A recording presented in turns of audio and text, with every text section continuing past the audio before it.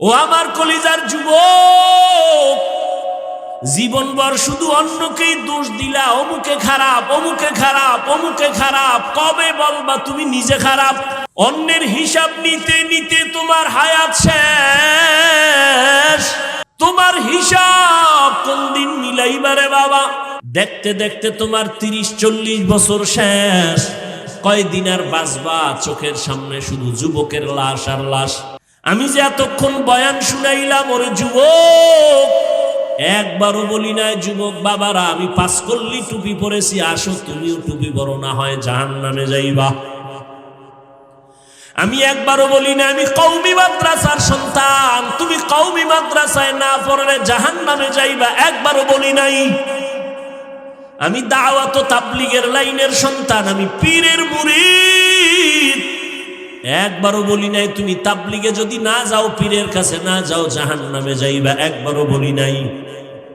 আমি একবারও বলি নাই ও কলেজ স্কুলের ছেলে মেয়েরা স্কুল কলেজে তালা লাগায় মাদ্রাসায় যাও, না হয় ধ্বংস হয়ে যাইবা, একবারও বলি নাই।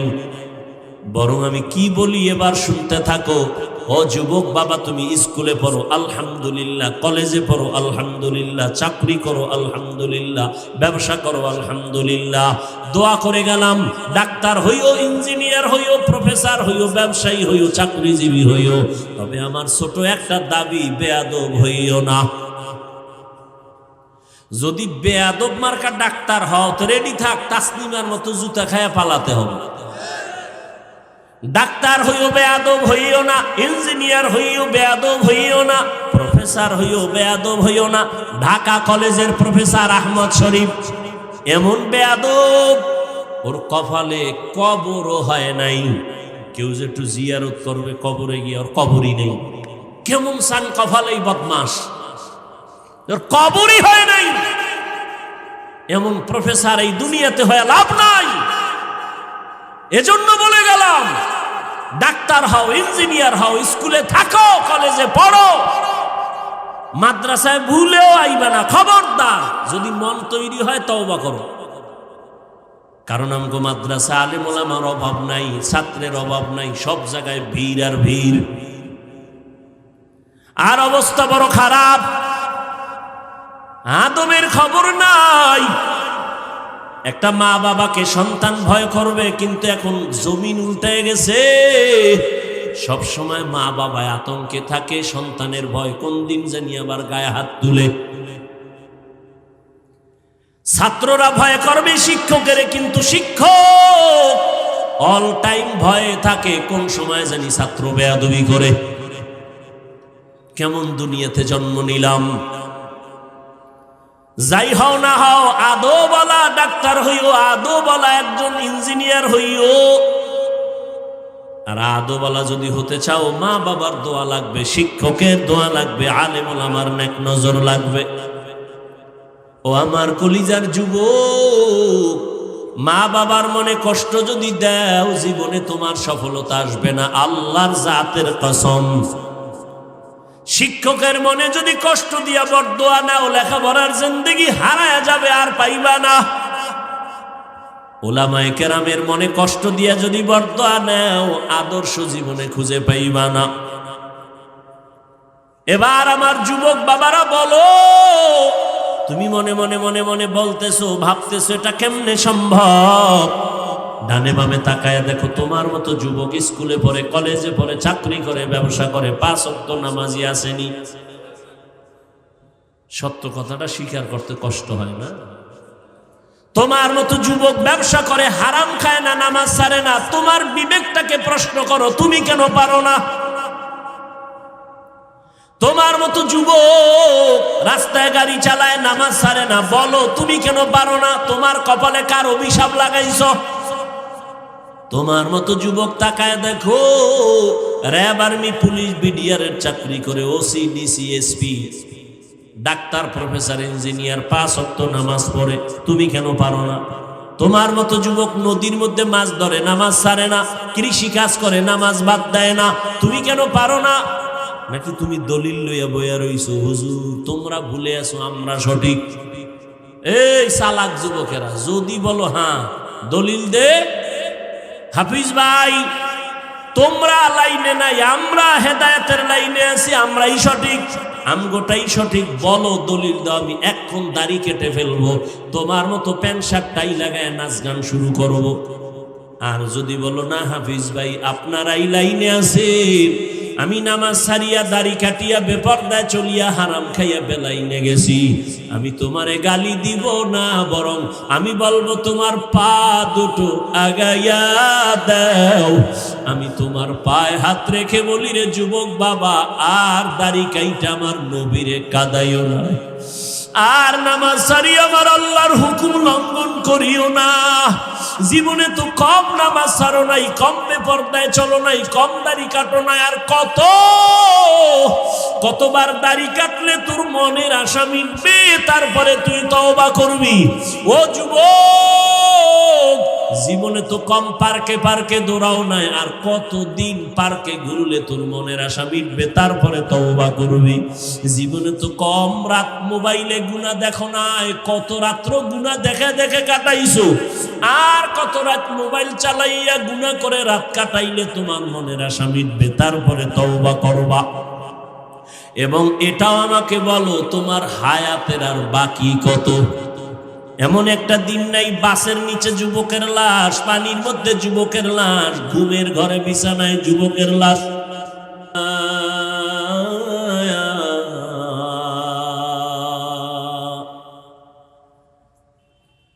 मोहम्मद ने आकर कुफर को मिटाया, कुफर को मिटा कर सदाकत बताया, कुफर को मिटा कर सदाकत बताया।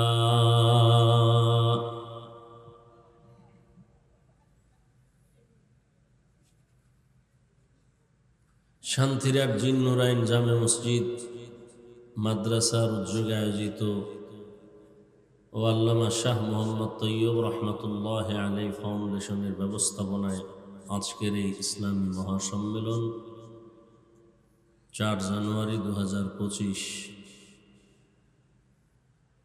উপস্থিত মোহতারাম সম্মানিত সভাপতি মৌলানা মোহাম্মদ খুবাইব বিন তৈয়ব দামাত বারাকাতুহুম, মহাপরিচালক জামিয়া ইসলামিয়া জিরি ও মুতাওয়াল্লি অত্র মসজিদ, অন্যান্য হযরত উলামায়ে কেরাম, এলাকার বিভিন্ন স্থান থেকে আগত আল্লাহ পাকের আশিকিন, জাকিরিন, শাকিরিন, মুহিব্বিন, মুরব্বিয়ান এজম, কলিজার টুকরা আমার সমবয়সী যুবক বন্ধুগণ, স্নেহের ছোট ভাই, পর্দার আড়ালে মা বোনেরা, আল্লাহ পাকের দরবারে শুকর যে আল্লাহ আমাদেরকে সুস্থ রেখেছেন এবং এই পবিত্র মজলিস উলামায়ে আহলে হকের মজলিস, গুনাহ মাফের মজলিসে কবুল করেছেন। নিয়ামতের শুকর আদায়ার্থে ঈমানের আওয়াজকে উঁচু করে এক আওয়াজে দিল থেকে জবান খুলে মহব্বতে পড়ি আলহামদুলিল্লাহ। দরুদ ও সালাম সৈয়দুল মুরসালিন রহমাতুল লিল আলামিন, শফিউল মুজনিবিন, খাতামুন নবিয়্যিন, সৈয়দুস সাকালাইন, ইমামুল মুরসালিন হযরত মুহাম্মদুর রাসূলুল্লাহ সাল্লাল্লাহু আলাইহি ওয়া আলিহি ওয়াসাল্লামের উপর সর্বোপরি শুকর যাদের অক্লান্ত পরিশ্রমের মাধ্যমে আজ সুন্দর আয়োজন, সময় পরামর্শ অর্থ দিয়ে দোয়া করে উপস্থিত হয়ে মাইক লাইট প্যান্ডেলের ব্যবস্থাপনার মাধ্যমে সহযোগিতা যারা করেছেন, প্রত্যেককেই আল্লাহ পাকের খেদমতের বরকতে দুনিয়াতে শান্তি, পরকালে চিরমুক্তির ব্যবস্থা করে দিন।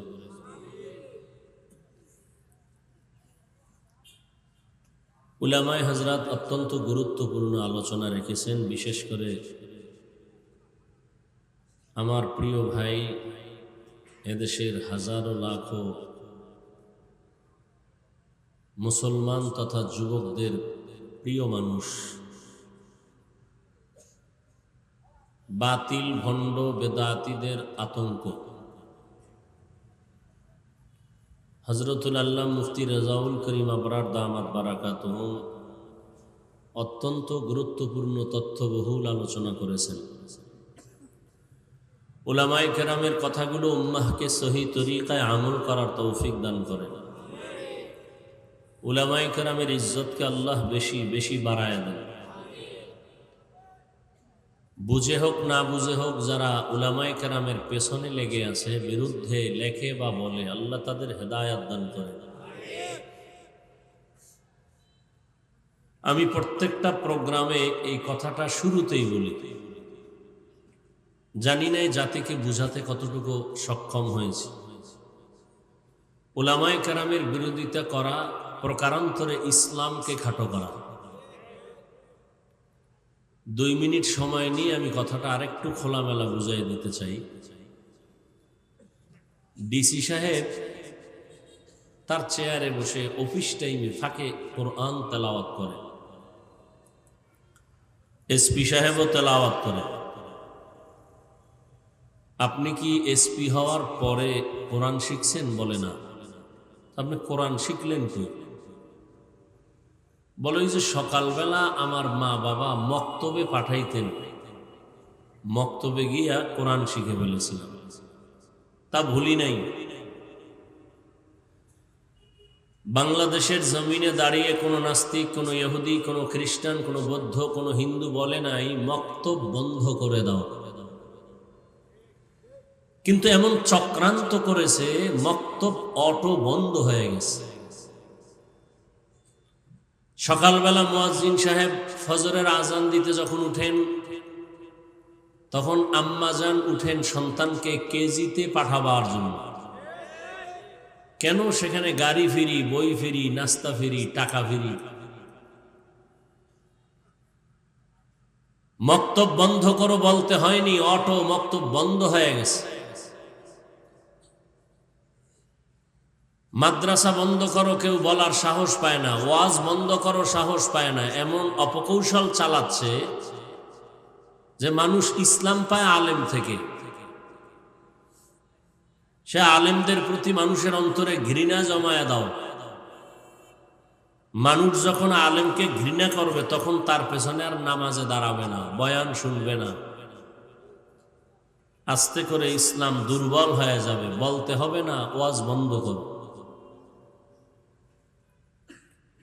এ কথাগুলো কেন বলছি? কিয়ামত পর্যন্ত আর কোনোদিন 1 সেকেন্ডের জন্য নবীজি আসবেন না দাওয়াত দিতে, সাহাবায়ে কেরাম আসবেন না, আইম্মায়ে কেরাম আসবেন না, বড় বড় আউলিয়ায়ে কেরামও আসবেন না। কিয়ামত পর্যন্ত এই জাতিকে সঠিক পথ দেখাবেন, শান্তির ঠিকানা দিবেন একমাত্র শুধুমাত্র কেবলমাত্র উলামায়ে কেরাম। এখানেও সর্বাঙ্গে ঘা ঔষধ দিব কোথা? মানুষ মনে করে আলেম মানি হলো আখেরাতের বয়ান করবে, দুনিয়া এ সম্পর্কে তারা বুঝে না। যারা সচেতন একটু জবাব দিবেন, বেয়াদবি ক্ষমা চেয়ে নিচ্ছি। উলামায়ে কেরাম বয়ান করবেন মন গড়া না কোরআন সুন্নাহর আলোকে? বলুন তো, কোরআন হাদিসে কি শুধু আখেরাতের কথা আছে, দুনিয়ার কথা নাই? দুনিয়ার কথা অল্প আছে না পুরাটাই আছে? শুধু রাজনীতির কথা নেই কি? তো অনেকে বলে হুজুর ওয়াজ করবেন, রাজনীতির ওয়াজ করবেন না, রাজনীতি করবেন না। তার মানে বুঝাইতে চায় ধর্ম আর রাজনীতি আলাদা। হ্যাঁ, এ দুনিয়ার পচা ধান্দাবাজি, চান্দাবাজি রাজনীতি আলাদা হতে পারে, কিন্তু সুলাইমান নবীর রাষ্ট্র পরিচালনার রাজনীতি, ইউসুফ নবীর রাষ্ট্র পরিচালনার রাজনীতি, রহমতুল্লিল আলমিনের রাষ্ট্র পরিচালনার রাজনীতি, আবু বকর ওমর ওসমান আলী রাদিয়াল্লাহু আনহুম আজমাইনদের রাষ্ট্র পরিচালনার রাজনীতি, এটা ধর্ম থেকে আলাদা না। যে বলবে আলাদা তার ঈমান আলাদা।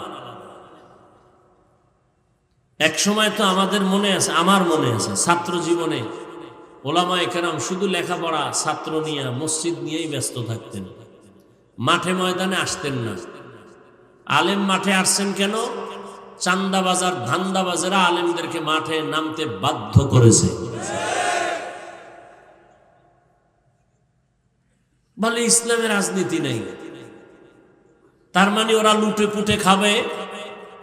ওরাও জানে ইসলাম সঠিক, ওরাও জানে শান্তি ইসলামে আছে আর কোথাও নাই। এরপরও মানে না কেন? ওদের চুরি চলবে না, দুর্নীতি চলবে না, চাঁদাবাজি ধান্দাবাজি চলবে না। এই কারণে ওরা ইসলামের কথা বলে কিন্তু মানে না। এখান থেকে একটা শব্দ লিখে রাখবেন, যারা ইসলাম বা ধর্মের কথা বলে পালন করে না, এরাই শুধু ধর্ম ব্যবসায়ী। এই কথাটা কেউ হুজুরদের উপরে চাপায় দেয়, হুজুরেরা ধর্ম ব্যবসায়ী। ধর্ম ব্যবসায়ী তারা যারা ধর্মের কথা বলে পালন করে না। আমরা কি পালন করি না? আমরা কেন ব্যবসায়ী? আল্লাহ হেদায়েত দান করুন। ভোটের আগে টুপি পরে, জীবনে টুপি পরে না, এরা ধর্ম ব্যবসায়ী। মাজার জিয়ারতে যায় ভোট পাওয়ার আশায়, এরা ধর্ম ব্যবসায়ী। কোন আলেম প্রচলিত খারাপ শব্দে ধর্ম ব্যবসায়ী না।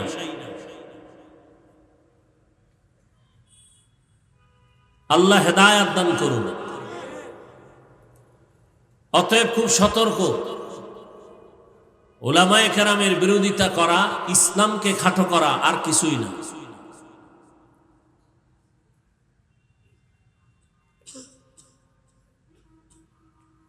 একটা কথা আবার বলছি, একটু আগে একটা বলছি লিখে রাখতে, এখন আর একটা বলতেছি, এটাও লিখে রাখবেন। 200 টাকা খরচ করে এরকম একটা পেস্টুন বানাবেন, 2.5 ফিট 3 ফিট লিখে রাখবেন বড় করে, এরপরে ফ্রেমে বাধাই করে টানায় রাখবেন। সেটা হলো, ভুল করার এখতিয়ার আছে সবার, ভুল ধরার এখতিয়ার নাই সবার। ভুল করার এখতিয়ার আছে, ভুল ধরার এখতিয়ার সবার নাই। আজীবন মনে রাখবেন। 1 মিনিট একটা উদাহরণ দিচ্ছি। ধরে নেন আপনাদের মসজিদ জিন্নুরাইন মসজিদ, মাগরিবের নামাজ শুরু হলো, ইমাম সাহেব মাইক লাগায় তেলাওয়াত শুরু করছেন বক্সে। পাশে দোকান আছে না, দোকানে আওয়াজ আসে না? আসে না? কিছু বেনামাজি ডান হাতে বিড়ি টানে, বাম হাতে চা টানে। এরকম ভদ্রলোক আছে না? ডান হাতে বিড়ি কেন? বলে বরকত। আর বাম হাতে চা কেন? বলে ওখানে বাথরুমের ফ্লেভার আছে, চায়ের সাথে মিক্স হয়ে ভেতরে যাবে। এই বেনামাজি কয়েক শয়তান চায়ের দোকানে বসে আছে। ইমাম সাহেব মাগরিবের তেলাওয়াত শুরু করছেন। আল্লাহর কি কুদরত, আলহামদু সূরার মধ্যে ভুল হয়ে গেছে। হতে পারে না? একটু আগেই তো বললাম, ভুল হওয়া বা করার এখতিয়ার আছে সবার। তো মাইকের আওয়াজ গিয়া চায়ের দোকানের বেনামাজির কানে লাগছে যে আলহামদুর ভিতরে ভুল। চায়ের কাপ ফালায় কয় কি, আর একটা কয় লোকমা দে। ও দৌড়ায় গিয়া জানালা দিয়া তাকায় কয়, ইমাম সাহেব ঠিক করেন নাই, ঠিক করেন। কি দিছে? জবান খুলেন, কি দিছে? এটা লোকমা না গাদ্দারি? এটা লোকমা না বেয়াদবি? ইমাম ভুল করবে, লোকমা তো দিতে হবে। চায়ের দোকানওয়ালা, কোনো বেনামাজি, কে লোকমা দিবে? মুসল্লিরা। কারণ মসজিদে মুসল্লি আছে 300, এরা সবাই যদি চিৎকার দেয় তো 1 মিনিটে দেখবে ইমাম নাই, জায়গায় স্টক করে হইয়া রয়েছে। হবে? নিয়ম আছে না? কি নিয়ম? ইমামের পেছনে একজন যোগ্য ব্যক্তি দাঁড়াবে। যোগ্য ব্যক্তিকে আপনাদের শান্তির হাটের বড় সুদখোর। কি না বললেন কেন? সেই তো যোগ্য, না হয় সভাপতি হয় কেমনে মসজিদের? ঘুষখোর সেক্রেটারি হয় কেমনে মসজিদের? সে যোগ্য দেখেই তো সেক্রেটারি বানাইছেন। বড় টাকাওয়ালা সুদখোর, এরে বানাইছেন সভাপতি। এর জায়নামাজটা জুমার দিন 9টা থেকে ওপেন করা থাকে, রেজিস্ট্রি করা ওই জায়গা। অনে আর কেউ বসতে পারবে না, সুদখোর গিয়া বসবে, ঘুষখোর গিয়া বসবে।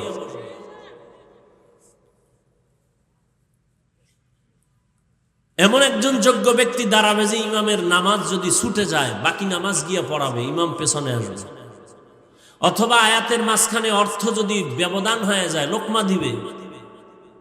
এটা হলো লোকমা। এখান থেকে শিক্ষা গ্রহণ করবেন। ওলামায়ে কেরাম আমার দেশের মাথার মুকুট, ভুল করতেই পারেন। তাদের ভুল বা হলে লোকমা দিবেন, অন্য ওলামায়ে কেরাম ভিন্ন কেউ লেখবে বা বলবে, এটা লোকমা নয়, এটা বেয়াদবি, গাদ্দারি, বেঈমানি। কোন আলেমের বিরুদ্ধে গায়রে আলেম কিছু লেখবে আর বলবে আমি সতর্কবাণী দিলাম, সতর্ক তোমার জন্য, আলেমের জন্য না। খুব সাবধান, এটা লোকমা নয়, এটা বেয়াদবি। তওবা করো, না হয় লিখে রাখো, মরার আগে তোমার মরণ চলে আসতেছে, আজরাইল ছাড়া তোমার মরণ হবে মরার আগে। অর্থাৎ রুহু থাকবে, দেহ থাকবে না, পঙ্গু হয়ে বিছানায় কাঁদতে হবে। চোখের সামনে যা দেখেছি এ সমস্ত বেয়াদবদের পরিণাম ফল। আমি নাম বললে অনেকে ফেসবুকের গোলাম যারা চিনে ফেলবা, আমি নাম বলবো না। আমি সতর্ক করতে চাই, আমিও সতর্ক হতে চাই। অন্তত উলামায়ে কেরাম তিন জায়গায় আমাদের কথা বলতে সতর্ক। বিশেষ করে আমি যুবকদেরকে বলছি, তিন জায়গায় যা করো, তিন জায়গায় কথা বলার আগে খুব চিন্তা করে সাউন্ড দিবা। এক, মা বাবার সাথে; দ্বিতীয়, শিক্ষকের সাথে; তৃতীয়, উলামায়ে কেরামের সাথে। কারণ এখান থেকে যদি কোনো বরদোয়া চলে আসে, তোর জিন্দেগি বরবাদ। মা বাবার বরদোয়া সন্তান শেষ, শিক্ষকের বরদোয়া ছাত্র শেষ, উলামায়ে কেরামের বরদোয়া জাতি শেষ। টের পাও না? বাংলাদেশে যত ঝামেলা দেখতেছো সব আলেমদের বেয়াদবির ফলাফল। আলেমদের সাথে এখনো যারা আলেমদের সাথে বেয়াদবি করো, গাট্টি রেডি রাখ, পালানোর সময় জুতাও নিতে পারবি না, রেডি থাক। আলেমরা সজাগ। আলেম ক্ষমতার লোভে চেয়ার খুঁজে না, আলেমে জাতির কল্যাণ চায়, জুলুম থেকে বাঁচাতে চায়। এজন্যই তো ছাত্র জনতার বৈষম্য বিরোধী আন্দোলনে সফলতার চাঁদ উঠছে তখন উলামায়ে কেরাম ছাত্র নিয়ে মাঠে নেমেছেন যখন। কিন্তু দুঃখ, ভিন্ন ভিন্ন শহীদদের তালিকা হচ্ছে। কারা সেদিন মরে গেছে, শাহাদাত বরণ করেছে, পাঠ্য বইয়ে তাদের নাম আসতেছে, কিন্তু মাদ্রাসার ছাত্র যারা শহীদ হয়েছে এদের নাম আসেনি। দুঃখজনক বিষয়। আল্লাহ হেদায়াত দান করুন। সতর্ক থাকবেন, জালেমদের বিরুদ্ধে আবার আন্দোলন করতে হবে। মুসলমানের আন্দোলন একবার নয়, বারবার। মুসলমান জীবন একবার দেয় না, বারবার দেয়। এজন্য যুবকদের বলি, তোমরা যাদেরকে বন্ধু মনে কইরা দাড়ি কামাইছো আর নামাজ ছাড়ছো, কয় টাকার আশায়? 1000 টাকা, 5000 টাকা। কিন্তু জানো সে তোমার যে কত বড় দুশ্মন? 5000 টাকা দিলে কড়ায় গন্ডায় গলায় পাড়া দিয়া তোর হিসাব নিবে, স্বার্থে আঘাত লাগলে দল থেকে নাম কাটবে না। সোনার বাংলার রাজনীতি হলো কল্লা কেটে দিবে। আর উলামায়ে কেরাম তোমার পিওর নিঃস্বার্থ বন্ধু, জীবন দিবে, তোমার ক্ষতি হতে দিবে না। কিন্তু ঘুরে ফিরে সে আলেমকেই তুমি দোষ দাও, আর যে তোমার জীবন নাশ করতেছে তারে নিয়ে তুমি একটু চিন্তাও করো না। আল্লাহ হেদায়াত দান করুন। ভূমিকায় কথাগুলো বললাম। যে আয়াত আমি পড়েছি আপনাদের পরিচিত। কোরআন শরীফ অনেকে পড়তে না জানলেও আয়াতগুলো অনেকের মুখস্থ। আর রহমান, রহমান হলেন তিনি আল্লামাল কুরআন, কোরআন শিক্ষা দিলেন যিনি। খালাকাল ইনসান, রহমান হলেন তিনি মানুষ সৃষ্টি করলেন যিনি। আল্লামাহুল বায়ান, রহমান হলেন তিনি বয়ান শিক্ষা দিলেন যিনি। রহমতের নবী বলেন, খায়রুকুম মান তাআল্লামাল কুরআনা ওয়া আল্লামাহ। জমিনে তারাই শ্রেষ্ঠ, তাদের থেকে আর কোনো শ্রেষ্ঠ নাই যে কোরআন শিখে অন্যকে শিক্ষা প্রদান করে। ডাইরেক্ট কোরআন শিখানো, শিক্ষা নেওয়া, এটাও উত্তম পন্থার এক দল। আবার যারা কোরআনের ব্যাখ্যা শিখান, যারা শিখেন তারাও উত্তম।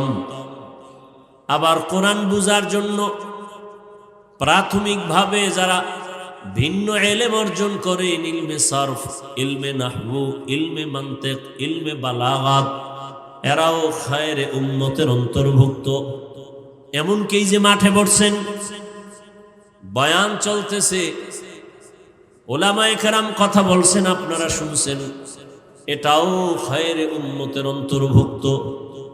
রহমতের নবী বলেন, উলামায়ে আহলে হকের মুলাকাতে যদি কেউ আলেম উলামাদের মজলিসে রওনা হয়, ঘর থেকে আল্লাহ প্রত্যেকের সাথে ৭০,০০০ রহমতের ফেরেশতাকে কাফেলা বানায় দেন।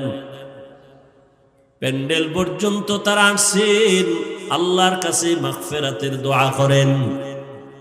রহমতের নবী বলেন, যতক্ষণ প্যান্ডেল চলবে অনবরত রহমত অবতীর্ণ হবে। আরশে আজিমে আল্লাহ এমন একটা মজলিস ফেরেশতাকে দিয়া মিলাইছেন এই মুহূর্তে, আর বলতেছেন, এই ফেরেশতারা শান্তির হাটের ময়দানে তাকাও, এরা কারা আসছে, কেন আসছে? ও আল্লাহ, আপনাকে চায়, জান্নাত চায়, জাহান্নাম থেকে মুক্তি চায়। ওরা কি আমাকে দেখছে? কয় না। যদি দেখতো কয় পাগল হয়ে যেত। ওরা কি আমার জান্নাত দেখছিনি? কয় না। যদি দেখতো তো আশিক হয়ে যেত। ওরা আমার জাহান্নাম দেখছিনি? কয় না। যদি দেখতো তো কেমন করতো? কয় জীবন দিয়া পালাইতো। আল্লাহ বলেন, ফেরেশতা, তোমরাই নিষেধ করেছিলা মানুষ বানাবার প্রয়োজন নাই।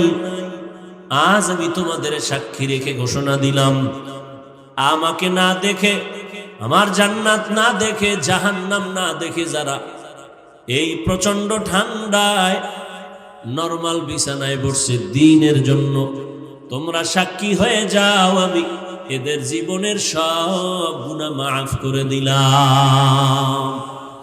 আতিনা ফি দারে দুনিয়া না হাসান, আতিনা ফি দারে উকবানা হাসান, ইয়া গিয়াসাল মুস্তাগীসিন ইহদিনা লিফতিখারা বিল উলুমে ওয়াল গিনা।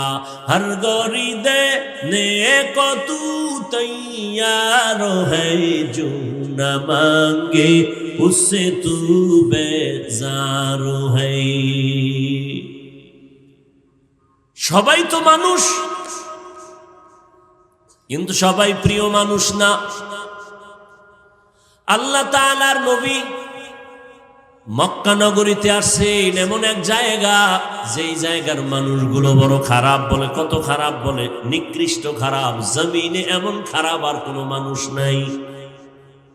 আরে ভাই, আপনাদের আশেপাশে বাড়ি আছে, ঘর আছে, মসজিদের পাশের বাড়িওয়ালারা অন্যদের তুলনায় একটু হলেও নিজের কন্ট্রোলে রাখবে না? অন্য মানুষ যতটা অন্যায় করবে, মসজিদের পাশের মানুষটা অত ওপেন অন্যায় করবে না কেন? আল্লাহর ঘর, জমিনের মধ্যে আল্লাহ এমন একটা ঘর বানাইছেন, বাইতুল্লাহ। ইন্না আউয়ালা বাইত, ইনশাআল্লাহ বাথরুমে অন্তত কোনো দুর্ঘটনা হবে না। অনেক হয় না, হে নিম্ন চাপ শুরু হয়েছে, এমন দৌড় দিছে, গিয়া চিতয়ে ভইরা মাথা নাই। বহু দুর্ঘটনা বাথরুমে হয়, জুতারও খবর নাই, টুপি তো নাই, ওর খবর আসেনি। নিম্ন চাপ যখন শুরু হয়, ডাইনেতে বামাতে খাইয়া পেট বড় বানায় ভালো। এক গ্লাস পানি পান করবেন, আমিও করব, পিপাসা নিবারণের জন্য। ইবাদত বানায় করেন, কষ্ট কি? কিন্তু আপনি ইবাদতের চিন্তা করেন না বিধায় বাম হাত দৌড় দিছে। আর আমি যখন পানি পান করব, ডান হাত যাবে, বাম হাত যাবে না। আপনি বাম হাতে বোতলটা ধরিয়া মুখখাটা খুইলা একটা টান মারছেন, আধা লিটার নাই, ফট করে বুকে গিয়ে আটকায় গেছে। যেই পানি কোথাও আটকায় না, বুকে গিয়ে আটকায় গেছে। ওই পানিটা আমিও পান করব, পিপাসা নিবারণের জন্য ডান হাত দিয়ে পানি পান করব, আধা লিটারে 3টা শ্বাস ফেলে পান করব। ইবাদত হবে, সুন্নত হবে, বিনিময়ে জান্নাত হবে। খানা খাইতে বসবেন, ইবাদত বানায় খান। চেয়ার টেবিলে খাইয়েন না, যতটুকু পারেন নিচে জায়গায় বসেন, দস্তারখান বিছান, দোনো হাতের কবজা পর্যন্ত ধুইয়া খাইতে বসেন।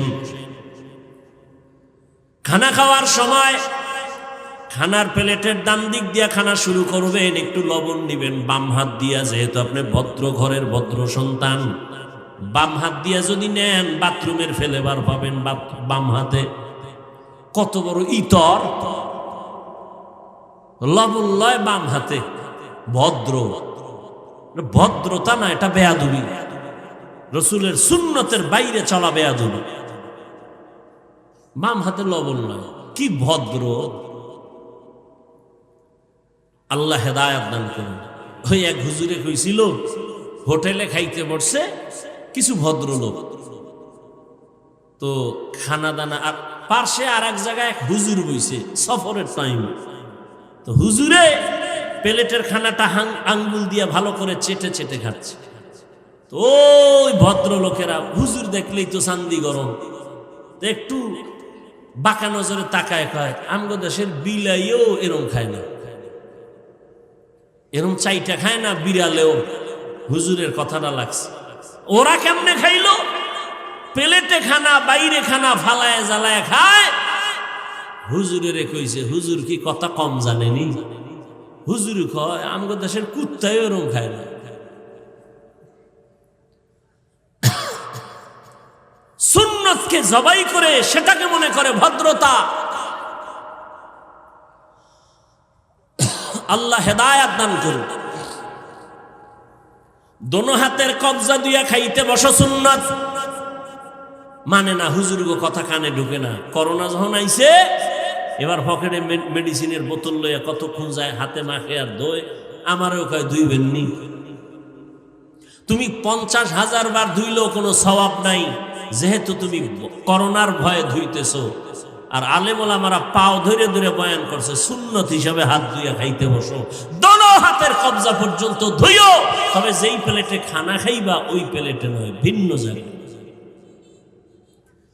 খানার কথা যেহেতু বলে ফেললাম, একটা শক্ত সুন্নতের কথা বলি। শুধু নিয়ত করবেন না, আমার সাথে পাক্কা ওয়াদা করবেন। আমি বয়ানে ওয়াদা করাই না, আজকে ওয়াদা করাবো। খানা খাওয়ার সময় আপনি যে খানার জুটা হয়, কাটা হয়, হয় না, এগুলো পানিতে ফেলে দেন। আজকে থেকে ও নিয়ত না, পাক্কা ওয়াদা করবেন, কোনো কাটা জুটা পানিতে ফেলবেন। কি ভদ্রলোকেরা নিয়ত করা যায়? হাত দেখান লাগবে না। বহুত ধোকা দিয়েছেন, হাত দেখাই আমরা। কখনোই কাটা জুটা পানিতে ফেলবেন না, কারণ আপনার জুটা পাক, আপনার মুখের খানা রস অতৃপ্তির যেটা থেকে যায় জুটা, এটার জন্য আরো 3 শ্রেণীর প্রাণী অপেক্ষায় থাকে খাওয়ার জন্য। আপনার জুটা খাবে বিড়াল, আপনার জুটা খাবে কুকুর, আপনার জুটা খাবে জিনেরা। পানিতে যদি ফেলে দাও মজা চলে যাবে, হক নষ্ট হবে। যারা জুটা পানিতে ফালায় তারা বিড়ালের হক নষ্ট করে, কুকুরের হক নষ্ট করে। অথচ মানুষের জুটা খাওয়ার জন্য বিড়াল অপেক্ষা করে, কুকুর অপেক্ষা করে, জিনেরা অপেক্ষা করে। তোমার এত সম্মান, তোমার জুটাও যেন নাপাক জায়গায় না যায়। তোমার জুটা খাওয়ার জন্য 3 প্রাণী অপেক্ষা করে। বিড়ালের হক নষ্ট করবা না, না জানি আল্লাহ বেজার হইলে কপালে আগুন লেগে যাবে। হাদিস শরীফে নবী বলেন, এক আল্লাহর বান্দি জীবন ভর নেক আমল করেছেন, জীবনের শেষ ভাগে একটা বিড়াল তার ঘরে আসছে, খাঁচার মধ্যে আটকায় দিছে, খানা দেয় না, না খাইয়া বিড়াল মারা গেছে। রহমতের নবী বলেন, ও সাহাবায়ে কেরাম, ওই মহিলার এত জীবনের নেক আমল বিড়ালের কষ্ট দিয়া মাইরা ফেলাইছে। এক পর্যায়ে গাইবি আওয়াজ, ও আল্লাহর বান্দি, তোমার জীবনের সব নেক আমলগুলো বরবাদ হয়ে গেল। একটা বিড়ালের সাথে এই জুলুমে যদি এই অবস্থা হয়, যারা মানুষের সাথে জুলুম করো, মালিক হইয়া কর্মচারীর সাথে জুলুম, ঠিক মতো বেতন দেয় না, কর্মচারী অন্যায় করছে, একটা ধমকে তুমি 3টা ধমক দিছো, 2 ধমক বেশি দিলা কেন? তোমার বিচার হবে আল্লাহর আদালতে। হ্যাঁ, গুণের মানুষ এত সোজা না। সন্তান অন্যায় করছে, শাসন করিও, শোষণ করবা না, হারাম। শাসনের নাম ইনসাফ, শোষণের নাম জুলুম। সন্তান অন্যায় করে, শাসন করো। স্ত্রী অন্যায় করবে, শাসন করো, তবে সাবধান। ছাত্র অন্যায় করবে, শিক্ষক শাসন করো, তবে চেহারার মধ্যে আঘাত করবা না, হারাম। চেহারা আঘাত করা কি? হারাম। চেহারার মধ্যে আঘাত করা হারাম। শাসন করো, শোষণ যেন না হয়। ছাত্র অন্যায় করছে, একটা বেতের বাড়ি পাওয়ার মতো 2 বেতের বাড়ি দেওয়া, দ্বিতীয়টা জুলুম। আবার বেতের বাড়িটা যে দিবেন, ওজন কত? কিছু বেতের বাড়ির ওজন আছে আধা কেজি, আর একটার ওজন আছে 1.5 কেজি, আছে না? অন্যায় করছে 10 গ্রাম অন্যায়, তুমি যদি আধা কেজি ওজনের বেতের বাড়ি মারো, তাহলে তোমার আরো 30 গ্রামের হিসাব আল্লাহর কাছে দেওয়া লাগবে। জুলুম কেন করেছো? আমার ভাই আমরার সাহেব শিরিকের বয়ান করে গেছেন। জুলুম 3 প্রকার। আল্লাহর সাথে জুলুম, নিজের সাথে জুলুম, অন্যান্য মাখলুকতের সাথে জুলুম।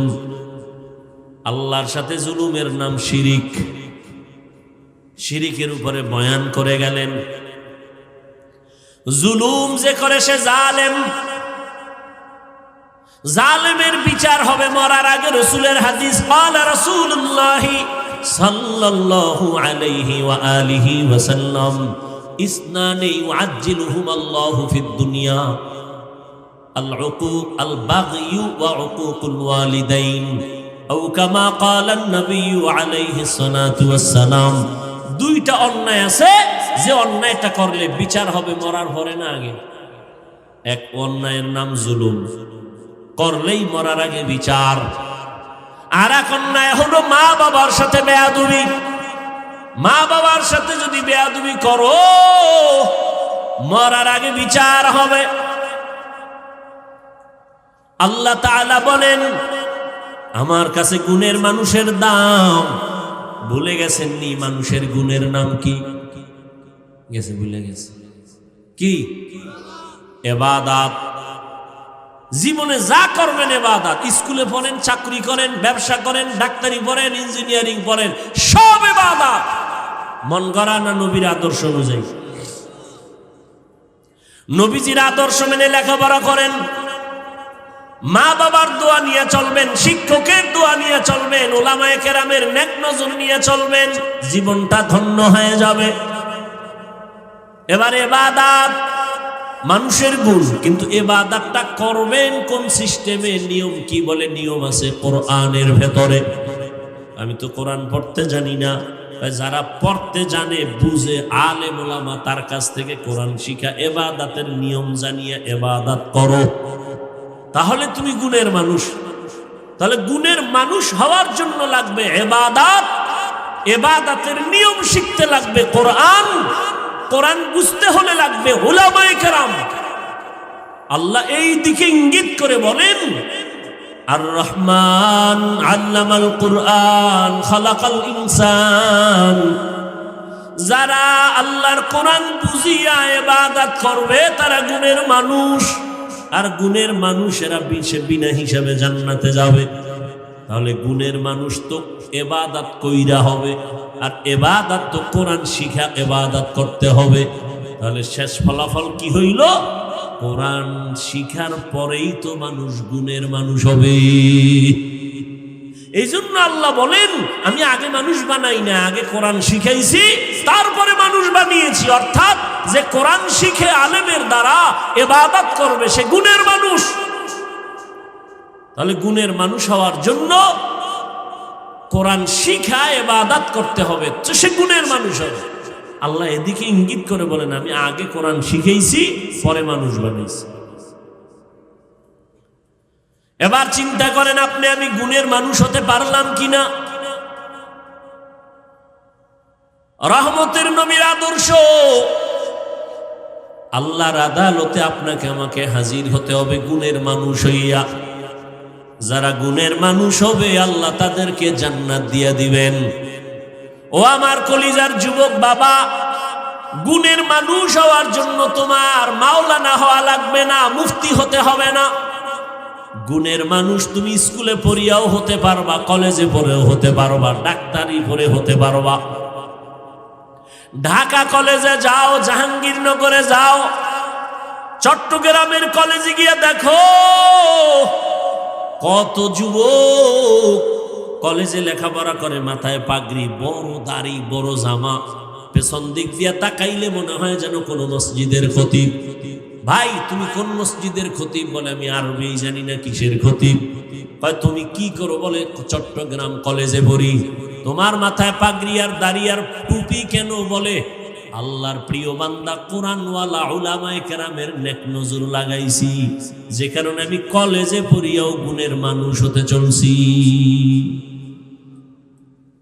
ও আমার কলিজার যুবক, জীবনভর শুধু অন্যকেই দোষ দিলা, অমুকে খারাপ, অমুকে খারাপ, অমুকে খারাপ। কবে বলবা তুমি নিজে খারাপ? অন্যের হিসাব নিতে নিতে তোমার হায়াত শেষ। তোমার হিসাব কোন দিন মিলাইবারে বাবা? দেখতে দেখতে তোমার 30-40 বছর শেষ। কয়দিন আর বাঁচবা? চোখের সামনে শুধু যুবকের লাশ আর লাশ। আমি যে এতক্ষণ বয়ান শুনাইলাম, ওরে যুবক, একবারও বলি নাই যুবক বাবারা আমি 5 কল্লি টুপি পরেছি, আসো তুমিও টুপি পরো, না হয় জাহান্নামে যাইবা। আমি একবারও বলি না আমি কওমি মাদ্রাসার সন্তান, তুমি কওমি মাদ্রাসায় না পড়লে জাহান্নামে যাইবা, একবারও বলি নাই।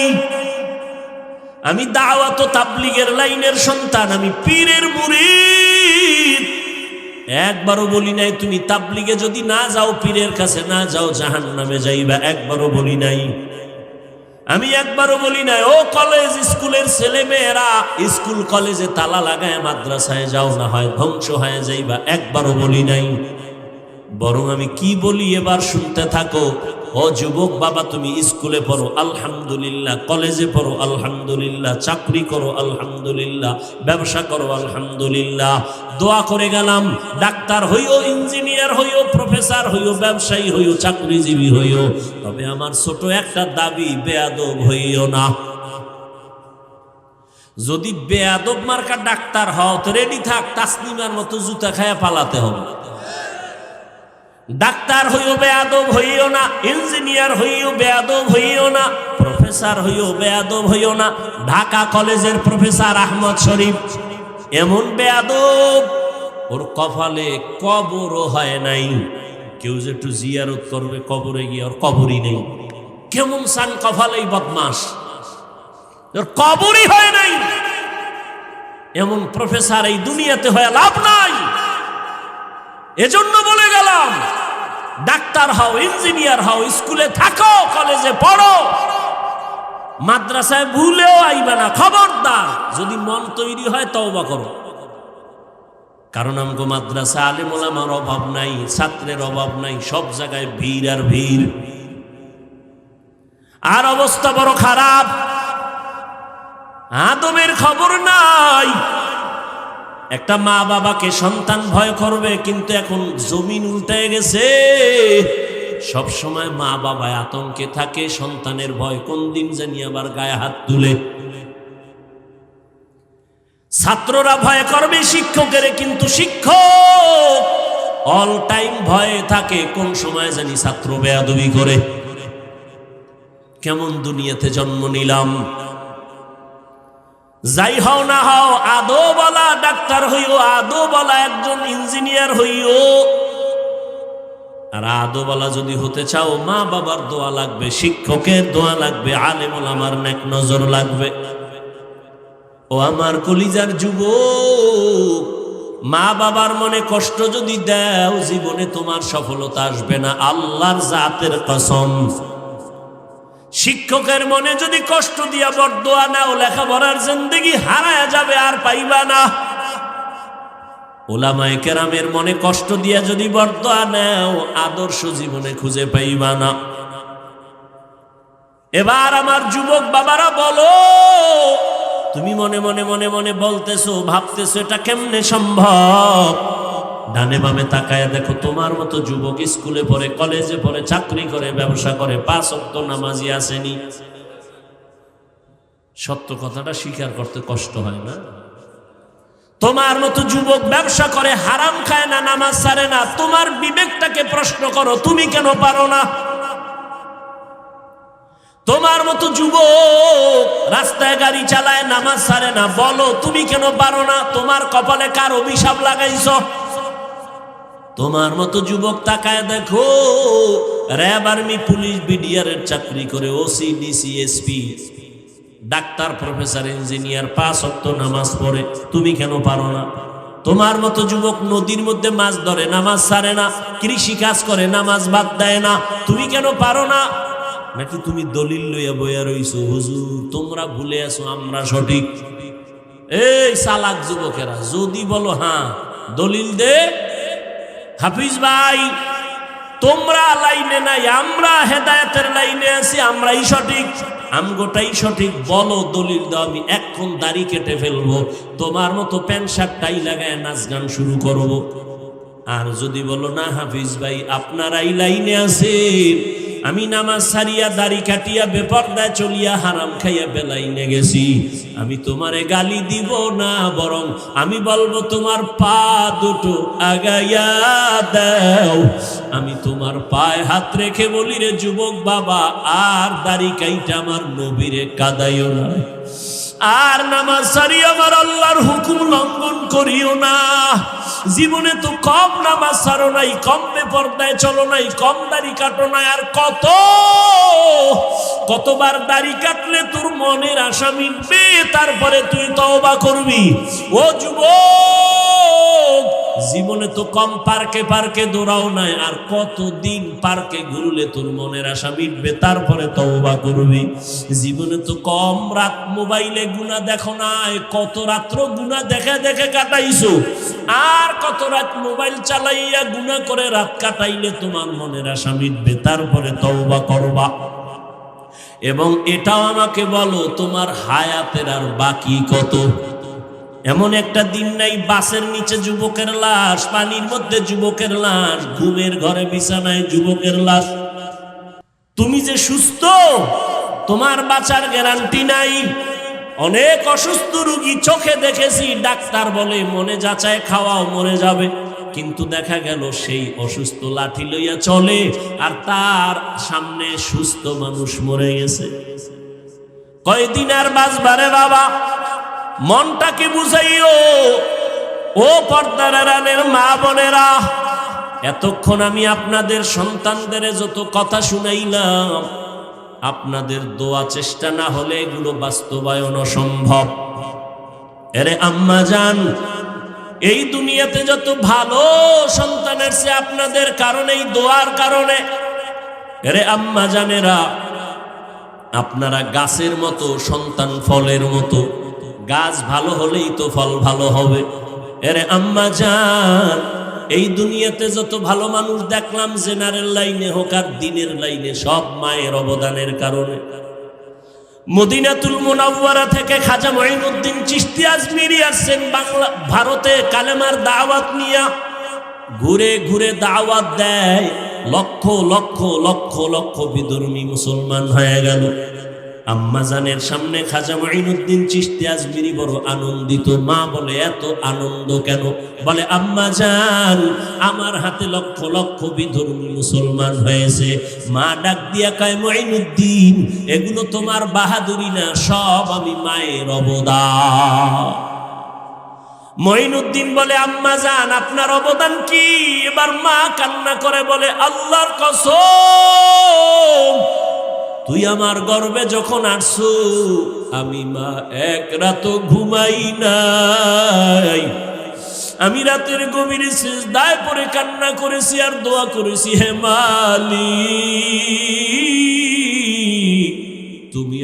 গর্বের সন্তান তোমার খাঁটি গোলাম হিসেবে বানায় পাঠাও। ও আল্লাহ, আমার গর্বের সন্তানটারে ওলি বানাইয়া দিও। আমি একটা রাতও ঘুমাইতাম না, শুধু তোর জন্য দোয়া করতাম। ও মঈনুদ্দিন বাবা, তুই যেদিন দুনিয়াতে আসছো, আমি মা তোরে যতক্ষণ দুধ পান করাইছি, আমি মা তোর মুখে একটা ফোঁটা দুধও বিনা অজুতে দেই নাই। বিনা অজুতে এক ফোঁটা দুধও তোর মুখে দেই নাই রে বাবা। ও পর্দার আড়ালের মা, আপনাকেও তো আল্লাহ সন্তান দান করেছেন। মন কি চায় না একটা আদর্শ সন্তানের মা হইয়া কবরে যাবেন? ওরে আম্মা জান, আপনার মতো কত মা এখনো আছে, পর্দা করে, স্বামীর মাল হেফাজত করে, মোবাইলে সময় নষ্ট করে না, বেপর্দায় চলে না। আপনারা কেন পারবেন না? এখনো সময় আছে, তওবা করেন, আর নামাজ ছাড়বেন না, বেপর্দায় চলবেন না, স্বামীর মাল খেয়ানত করবেন না, সন্তানগুলো আদর্শওয়ালা বানানোর চেষ্টা করবেন। আপনার সন্তানকে ডাক্তার বানান, ইঞ্জিনিয়ার বানান, বেয়াদব যেন না হয়। আপনার সন্তানের ব্যবহারে কখনো যেন মা বাবা, শিক্ষক, উলামায়ে কেরাম কষ্ট না পায়। এখনো সময় আছে, তওবা করেন। ও আমার কলিজার যুবক বাবারা, আল্লাহর কাছে তওবা করো, মনে মনে বলো, হে আল্লাহ, জীবনে তো গুনাহ কম করি নাই, আর কত গুনাহ করব রে মালিক, কোন দিন মরণ হবে জানা নাই। জীবনে কত দাড়ি কাটলাম, বেপরদায় চললাম, হাতের গুনাহ, চোখের গুনাহ, অন্তরের গুনাহ করলাম, আর গুনাহ করব না, গুনাহ নিয়ে কবরে যাব না। এখন থেকে তওবা করব, মরিয়া গেলে যাব আর দাড়ি কাটবো না, নামাজ ছাড়বো না, বেপরদায় চলবো না, মা বাবার সাথে বেয়াদবি করব না। ওলামায়ে কেরামের দোয়া নিয়া, শিক্ষকের নেক নজর নিয়া, নবীজির তরিকা মেনে চলবো। তওবা করার মতো যদি নিয়ত হয়, মুনাফিকি না থাকে, খাঁটি তওবার নিয়ত যাদের আছে, দুটো হাত আমার আল্লাহকে দেখাইয়া দেন। আয় আল্লাহ, হাতগুলো কবুল করে নেন, তওবা কবুল করে নেন, তওবার উপরে মজবুত হইয়া চলার তৌফিক দান করেন, আমিন। আলহামদুলিল্লাহি রাব্বিল আলামিন, والصلاة والسلام على سيد الأنبياء والمرسلين وعلى آله وأصحابه أجمعين. يا أرحم الراحمين، يا أرحم الراحمين، يا أرحم الراحمين. رب ارحمهما كما ربياني صغيرا، رب ارحمهما كما ربياني صغيرا. اللهم إنك عفو كريم تحب العفو فاعف عنا. اللهم إنا نسألك رضاك والجنة ونعوذ بك من سخطك والنار. اللهم إنا نعوذ بك من البرص